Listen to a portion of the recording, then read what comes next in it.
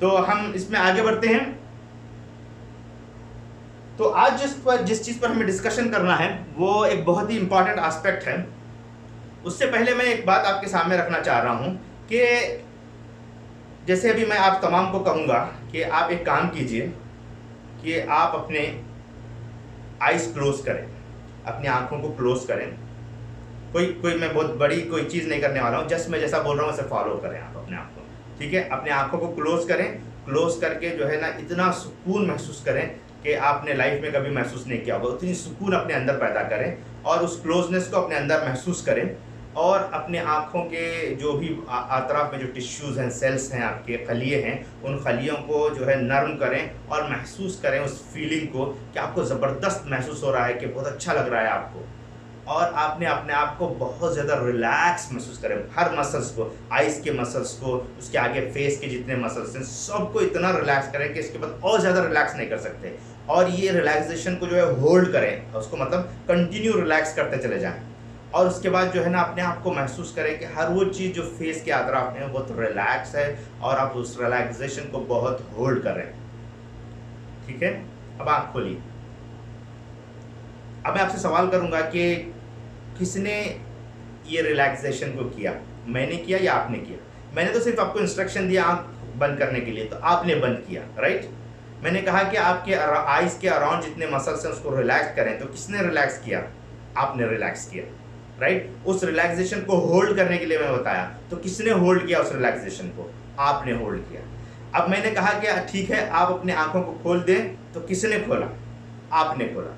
तो बेसिकली जो है ना लाइफ की रिस्पॉन्सिबिलिटी फॉर चेंज, यानी कि तब्दीली अगर आप चाहते हैं हम लाइफ में, किसी भी चीज़ में अगर हम लाइफ में तब्दीली चाहते हैं तो we have to take the responsibility, यानी कि हर आदमी अपनी खुद की रिस्पॉन्सिबिलिटी लेगा तो तब्दीली आएगी। जैसे मिसाल के तौर पर एक बहुत मशहूर आपको वाकया मालूम होगा, क्रैब की बकेट, राइट। क्रैब जो होते हैं ना, खेकड़े जिसे कहते हैं, खेकड़े की बकेट का जो वाकया है बहुत वाज़ेह है कि अगर आप एक बकेट है जिसमें खेकड़े डाले हुए हैं, और खेकड़े का यूजुअली कैसा होता है, खेकड़े एक दूसरे को पकड़ करके खींचते हैं।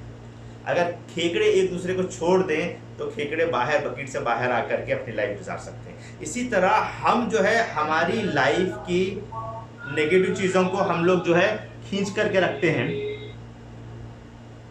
हम अपनी लाइफ की मुख्तलिफ नेगेटिव चीज़ों को खींच करके रखते हैं, जिसकी वजह से जैसे मिसाल के तौर पर हम अपनी लिमिटिंग बिलीफ को होल्ड करके रखते हैं, हमारी नेगेटिव लर्निंग अप्रोच को हम पकड़ के रखते हैं। अगर मैं छोड़ दूंगा, बच्चे की तरह मैं लर्निंग करूंगा तो लोग क्या समझेंगे मेरे बारे में, या फिर जो है हमारे जो इक़दार हैं, हमारे जो वैल्यूज़ हैं, उन वैल्यूज़ को हम समझ नहीं पाते हैं। दुनिया जैसा जा रही है वैसा जाना चाहते हैं हम लोग। या फिर ये कि अगर हम अपने अंदर जो कैफियत होनी चाहिए, नेगेटिव थिंकिंग प्रोसेस जो है उसको हम होल्ड करके रखते हैं। अगर पॉजिटिव थिंकिंग अप्रोच हमारे अंदर हो जाए, ख्यालात का सही बहाव हमारे अंदर हो जाए, तो हमारी तब्दीली लाइफ में ज़बरदस्त आ सकती है। लेकिन मैक्सिमम लोगों का मसला यही होता है। इसके दो बड़े फैक्टर हैं, दो चीज़ों की वजह से आदमी चेंज नहीं चाहता लाइफ में। एनी केसेस क्या दो चीज़ें हो सकती हैं? अगर आपको अपनी क्रैब की बकेट से बाहर आना है तो दो चीज़ों की वजह से आदमी लाइफ में बाहर नहीं आता है। क्या है, अगर कोई बता सकते हैं मुझे? चैट बॉक्स में लिखें या अनम्यूट करके मुझे बताएं कि what are the two important things जिसकी वजह से आदमी जो है ना वो उस बकेट में से बाहर नहीं आ पाता है, यानी अपने ही टांग पकड़ करके अपने आप को खींचता है। क्या दो चीज़ें हैं? किसी को याद है, किसी को मालूम है? सो shall I say that as fear? Absolutely. The first point is fear, कि अगर मैं ऐसा करूंगा तो मेरे साथ क्या होगा। That is the important aspect. Because of fear nobody is coming out of their buckets, right. दूसरा क्या हो सकता है? What could be the next one? We do not want to make an approach to something new actually. हाँ, we do not want to oppose something new. नए चीज के लिए उसका डर है कि हम किसी चीज को अपोज करेंगे तो क्या होगा। दूसरा इंपॉर्टेंट एस्पेक्ट है जिसको जेलेसी कहते हैं। ये बहुत ही खतरनाक चीज़ है कि लाइफ में ये बहुत ऐसी खतरनाक चीज़ है कि आदमी जब जेलस होता है ना, बहुत खतरनाक अप्रोच होती है। ये दो ऐसे एस्पेक्ट हैं लाइफ में, एक आदमी जेलस होता है, दूसरा फियर उसके अंदर होता है।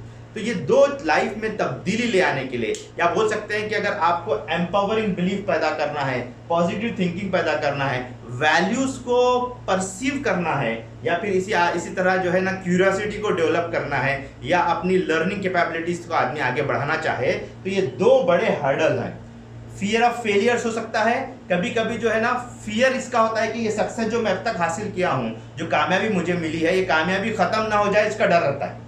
एक ये रहता है कि फियर ऑफ फेलियर रहता है, ये कामयाबी खत्म ना हो जाए इसका डर रहता है। फिर ये कि दूसरा आदमी जो बढ़ रहा है, आगे बढ़ रहा है, उसको उससे जेलस इंसान को पैदा होती है। ये दो बड़े फैक्टर हैं कि अगर हम इन दोनों को ओवरकम कर लें, फियर और जेलस को, तो हमारी लाइफ में ज़बरदस्त ड्रास्टिक चेंज आ सकता है। अगर समझिए कि किसी भी एरिया, चाहे हेल्थ का एरिया हो, रिलेशनशिप का एरिया हो, चाहे आपका पर्सनल लाइफ हो, प्रोफेशनल लाइफ हो, फाइनेंस और इकोनॉमिक्स हो, या कोई भी चीज़ हो, कोई भी एरिया में आप अगर स्टक हैं, तो यकीन जानिए इन दोनों में से कोई एक चीज़ है जो डोमिनेंट हो रही है। Either you are in fear और you are in jealous state. तो ये दोनों में से कोई एक चीज़ होती है जो आपको होल्ड करती है और पकड़ के रखती है, जिसकी वजह से आप आगे नहीं बढ़ पाते हैं। तो जेलस से और फियर से बाहर आने का तरीका क्या है, कैसे हम फियर से और जेलस से बाहर आएं, इसका आसान मैं तरीका बताता हूं। अगर आप ये काम करना शुरू कर दें, आप एक डायरी लीजिए और उसमें जो है एफर्मेशन लिखें, ग्रैटिट्यूड लिखना शुरू कर दीजिए। आप यकीन जानिए जब आप शुक्र बजा लाना शुरू करेंगे, अल्लाह का शुक्र और ख़ुद जो आपको तमाम चीज़ें मिली हैं जो आपको, उसको लिखना शुरू कर दीजिए। आपको जो भी अफर्मेशंस आपको आते हैं, पॉजिटिव अफर्मेशंस, उसको लिखना शुरू करिए, शुक्र बजा लाना शुरू कीजिए, ग्रैटिट्यूड करना शुरू कीजिए। तो इन दोनों चीज़ों से आप बाहर आना शुरू हो जाएंगे और आपकी लाइफ में एक ज़बरदस्त तब्दीली आती है। एक छोटा फंडा मैं आपको बता रहा हूँ, जिन लोगों ने भी, मेरे जितने भी स्टूडेंट्स ने इसको किया है, उनकी लाइफ में एक ज़बरदस्त तब्दीली आई। और इन दोनों का ताल्लुक आप देखें, फियर और जेलस का ताल्लुक किससे? फियर और जेलस का ताल्लुक आपके फीलिंग्स से है, जज्बात से है, इमोशन से। Fear is also an emotion और jealous is also an emotion. यानी कि फीलिंग्स, जज्बात जो है ना, ये आदमी पर इतना अपना कंट्रोल हासिल करती हैं कि आदमी कुछ भी नहीं कर पाता है लाइफ में, राइट? तो इसके लिए, इस दोनों चीज़ों को निकलने के लिए वो जज्बात होते हैं जो आपको कंट्रोल किए हुए होते हैं, वो फीलिंग्स होती हैं जो आपको कंट्रोल किए हुए होते हैं। तो इन फीलिंग्स और जज्बात की बुनियाद पर आदमी का एक चीज़ बनती है जिसे NLP की ज़ुबान में स्टेट कहते हैं।